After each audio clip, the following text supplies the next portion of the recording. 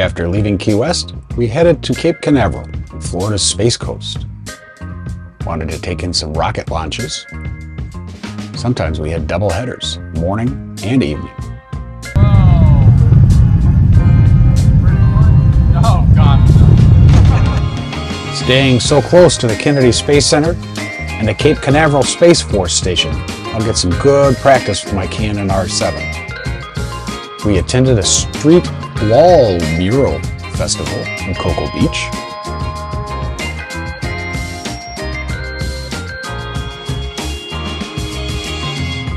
Took a tour of the Cape Canaveral Lighthouse on Cape Canaveral Space Force Base. We attended the 2024 Southern Alliance RV Alley Rally, and we returned for the final Delta launch.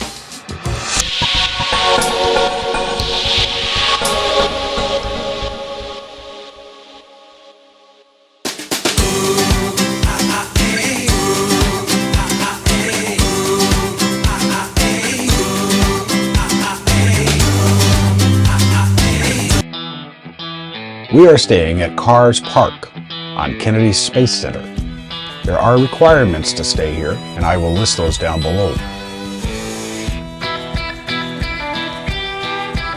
There are numerous riverfront sites offering spectacular views of the Port of Canaveral, as well the launch pads located on Kennedy Space Center and Cape Canaveral Space Force Station.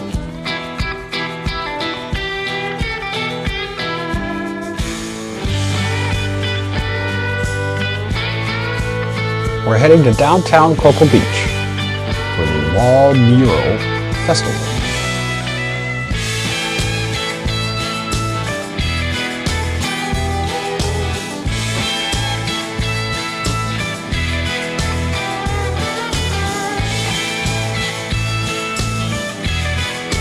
We are at the Mural Fest in Space Coast, Cocoa Beach, Florida, downtown.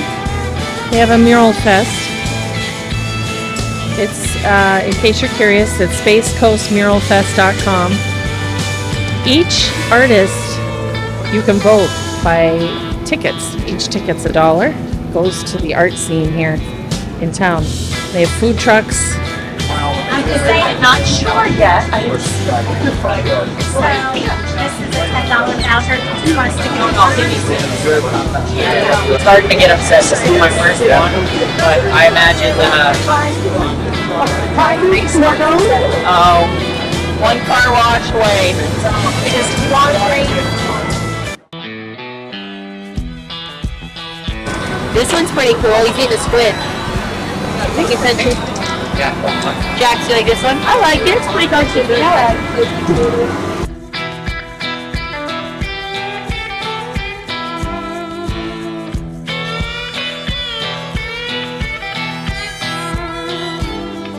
There were certainly some very talented individuals.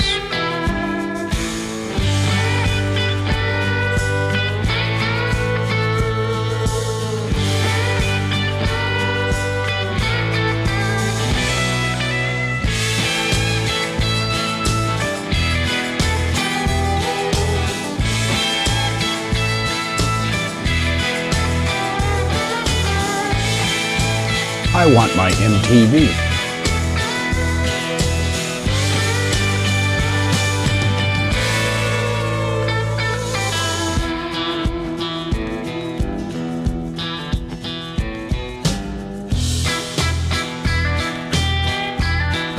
I bought this one and then our favorite place on earth. Cocoa Beach beer. Yep.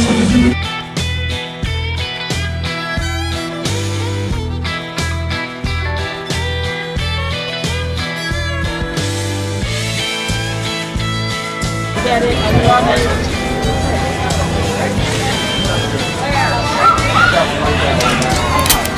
This guy's been all over. You don't remember falling in and then coming out and whatever, but everything that's black on her turns blue. Is it the same one we saw? Keep going. Keep going. Genius. Whoever. was a perfect day in the sun, celebrating our youth and their art.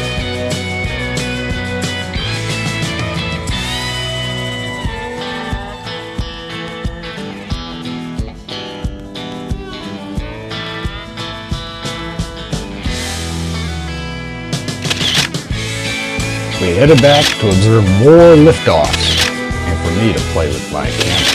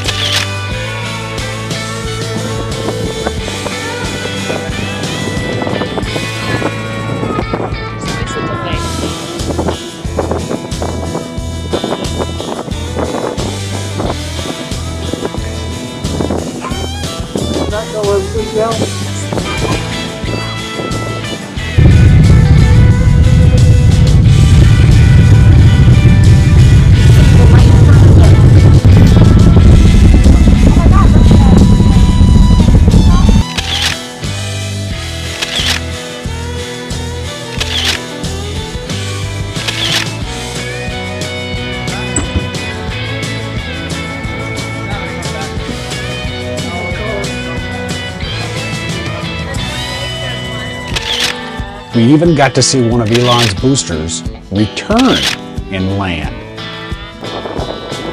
How cool is that?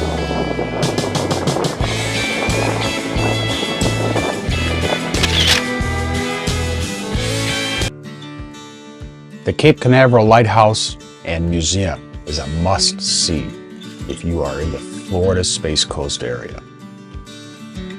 These are pre-arranged tours which must be ordered online several days in advance because a background check will be required. Only U.S. citizens are permitted. You can see the cable tray down here. It's underground at this point. Later on, they lifted them above ground because they found when they were checking the cables, they would open up the hatches and they'd be all sighted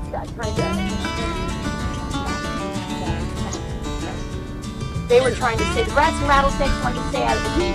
They found this. And there's the booster we saw land the other day. I didn't see it. Sonic boom.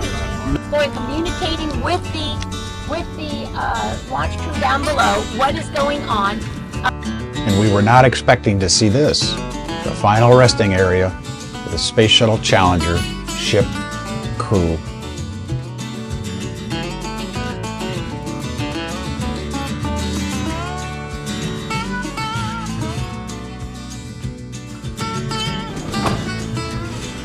Would anybody like a picture in front of the lighthouse? Girls, gonna be the first ones on the dance floor. Come on. We'll get to this building after the lighthouse. The treads are just short enough that it just hits that meniscus. What a spectacular lighthouse. I would have hated working on it. I would like to move it.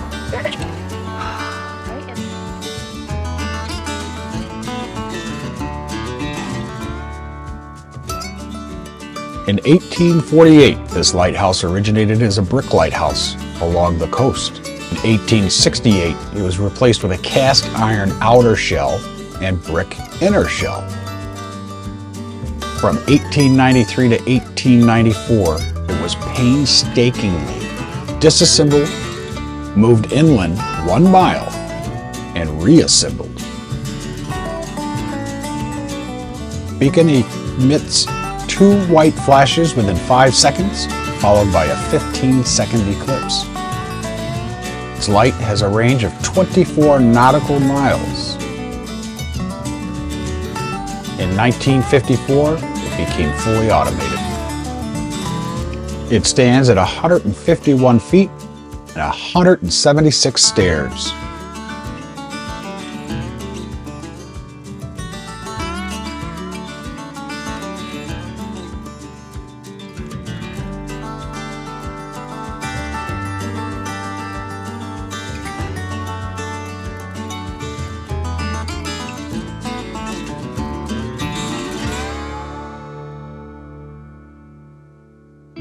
Time to head over to Hangar C. as in Charlie. Hangar C houses many of our first missiles and introductory to spaceflight vehicles. This alone is well worth the tour.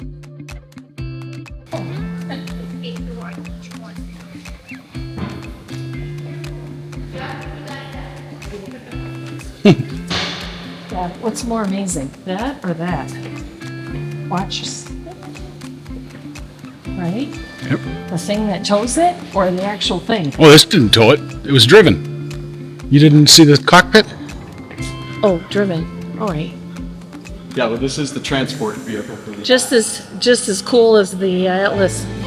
On the highways, nobody would ride in that back cab, but on the narrower streets and driving around the Cape, there would be an aft Let's see, person there's who would another one. help negotiate the corners. Yeah, there's a driver position on each, or rider position on each side. Well, they drove.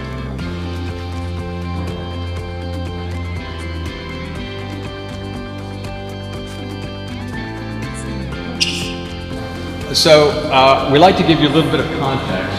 Hangar C is in and of itself an historic building. It was the first hangar built on the Cape in the early 1950s for the purpose of preparing missiles prior to their test on the first 4 pads that were built just to the north of us here. And so if you look on the map, you can get some feel for where we are. The hangar is right here and the lighthouse is a little dot right next to it.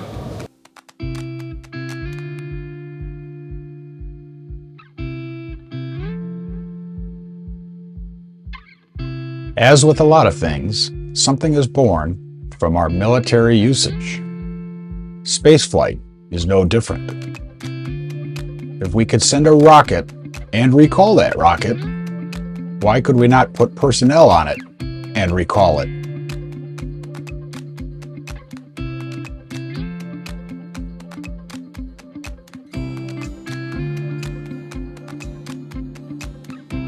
And these tours are led by retired NASA or Space Force, I guess back then would have been Air Force, personnel.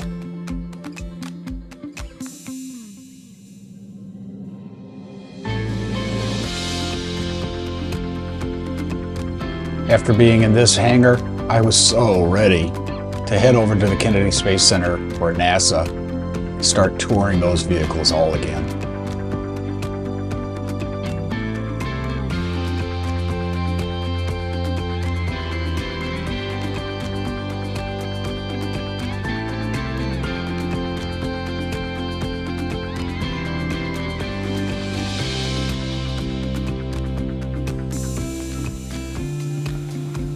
But it's this dented up, worn out piece of hardware that, you know, doesn't look nice and shiny and new like the other pieces, but that's because it's flown on a mission. And this was a very historic mission. This contributed to the early American manned space program. This helped launch 2 astronauts into orbit around the Earth in 1965 as part of the Gemini program. And this is one half of the first stage of the Titan II, which was another military missile that was converted for spaceflight application. The booster, when its propellant was expended, would be jettisoned, and normally it would crash into the Atlantic Ocean and sink. When this piece hit the surface, it broke in half, and the upper section of the tank stayed floating because it opened up an air pocket in the tank. And the U.S. Navy came upon this a few days later and noticed it and notified NASA that they had found it, and NASA asked if they could bring it back.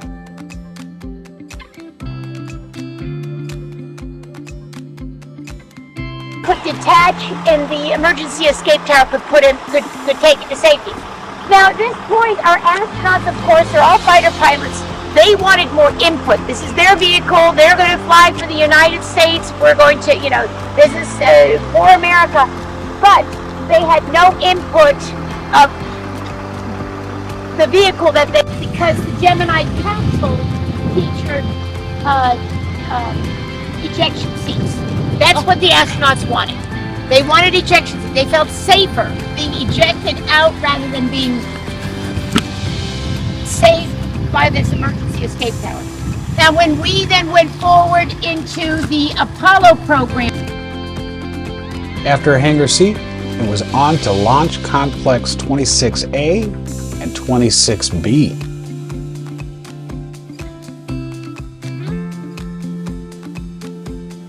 This is also where the Cape Canaveral Space Force Museum is located.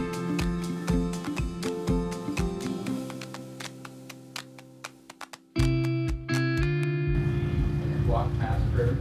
Iconic. Oh, yes, Cocoa Beach. I dream of Jeannie.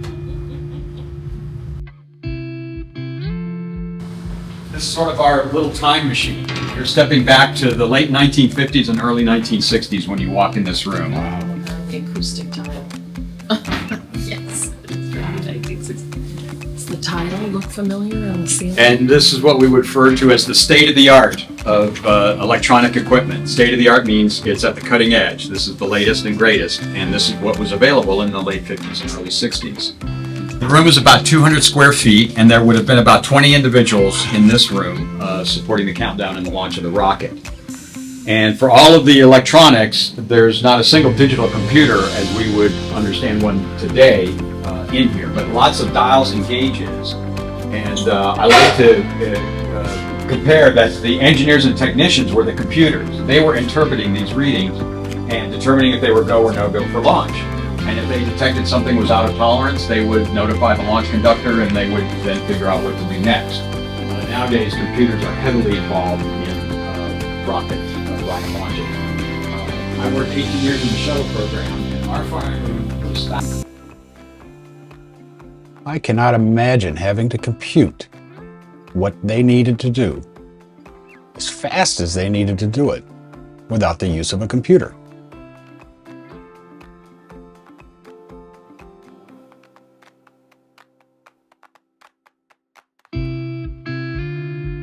This will absolutely, without a doubt, make you feel like you are taking a step back in time.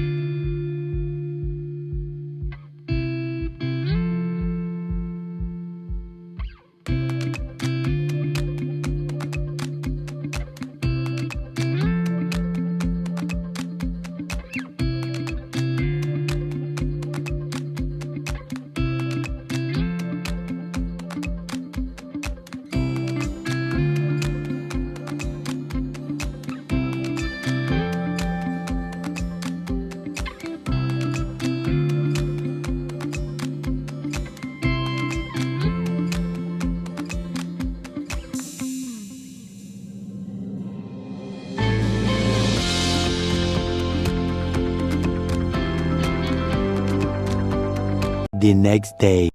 With the Delta IV launch being scrubbed, it was time to head to the Southern Alliance RV Alley Rally, located at Margaritaville in Auburndale, Florida.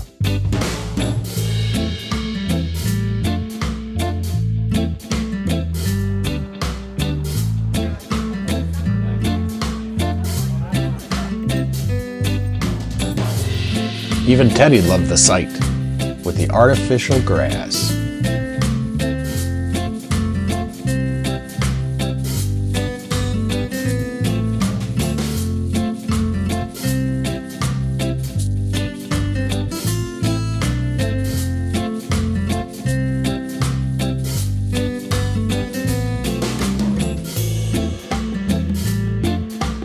Look at that face, so cute.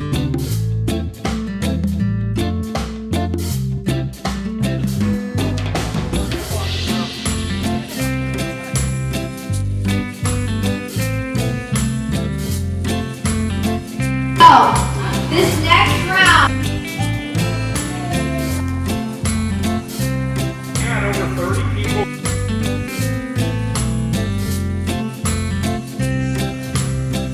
That's an eagle. He's just on a little track. Adjacent to Margaritaville was an eagle habitat, to include an owl. The Southern Alley Rally was hosted by Chris and Martha Peters of the Venturesome Couple, also ambassadors for Alliance RV. As with most rallies, this one also included shenanigans and a potluck.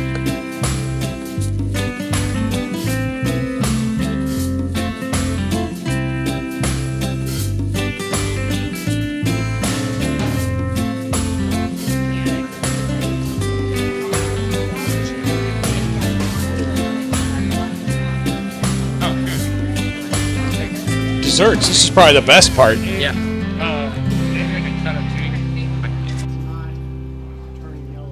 We had a surprise crash. The party. Super Bowl. Is that a Super Bowl? Yeah. Asking for a For friend. short people. Micro. So yeah, he just That's pretty he had cool. this all. So he put the Todd and Sheila from @Switch It Up.